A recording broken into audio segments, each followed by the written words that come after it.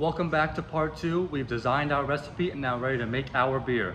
This is what we're going to be designing today. It is a beautiful golden color with a slight haze and a nice white head. So follow along as we brew this beer.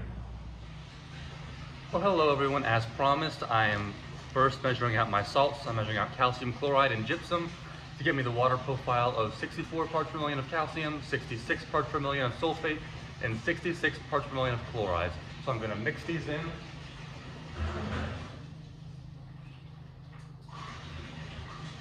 With our RO water to make sure they are all mixed in well.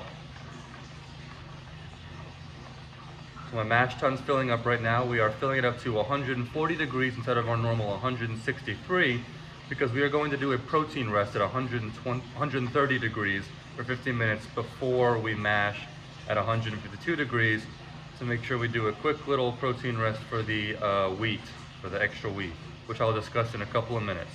But I've got all of my salts pre-mixed in, so I'm gonna dump these in and I'll be back for you at mash in. One quick thing to note, I mentioned we're doing a protein rest at 130 degrees earlier, and we do that because with the wheat malt, it has a lot of proteins in it, so at 130 degrees, the enzymes are most active that will break those proteins down, which will aid in the body and the promoting a full head on the beer. Most modern day malts don't need these extra rests because they're so well modified, but the wheat still needs it in most cases, especially when you're doing over 50–60% of the grain bill with wheat.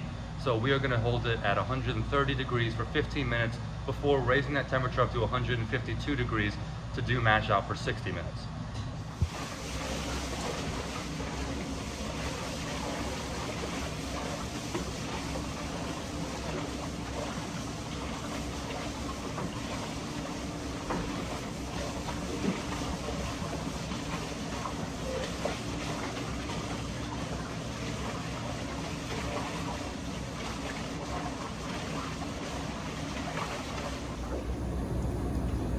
All right, we're all mashed in. We've got it recirculating, so we're gonna hold it here at 131 degrees for 15 minutes for that protein rest before raising it to 152 degrees to complete the mash. One extra thing to note with all this wheat malt, you wanna add some rice hulls to provide stability for that grain bed. The malted wheat does not have the husk that the malted barley has, so if you do not add those rice hulls, you have a much higher chance of collapsing that grain bed. So I would add about a pound per 5 gallons of mash that you have. We just finished our 15-minute protein rest, so I'm raising it up to 152 degrees slowly. So once we get to 152 degrees, I'm going to start the 60-minute timer so that we can get the full conversion that we want. We just mashed at 152 degrees for 60 minutes, so I'm going to raise it to 168 for mash out. Okay, we just got to mash out, so now we're doing our transfer. So I've got the water coming out of the hot liquor tank. It is filling up the mash tun from the top, rinsing the residual sugars from all those grains. I've got this wort pump pulling the wort from the bottom of the mash tun and pushing it here into the boil kettle.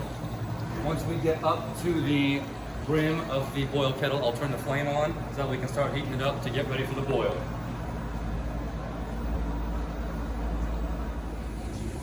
We've got our wort up to boiling, so we're gonna boil it here for 90 minutes. We'll add our hops in at 60 minutes and a yeast nutrient in right around the 10-minute mark. And right when the boil finishes, we'll run the whirlpool, so I'll be back to show you the whirlpool when we finish this boil. As you can see, we've got the whirlpool going. You can see the vortex in the middle, which is pulling all of the proteins, hops, and everything else we don't want to transfer into the fermenter to the center of the boil kettle. So when we transfer, we can pull off the clean wort and push that into the fermenter. All right, we finished our whirlpool, so now we are transferring. We're pulling from this output of the boil kettle, pushing it through our pump, through our heat-resistant hose like normal, through our heat exchanger. You can see it flowing through our sight glass with our oxygen going in.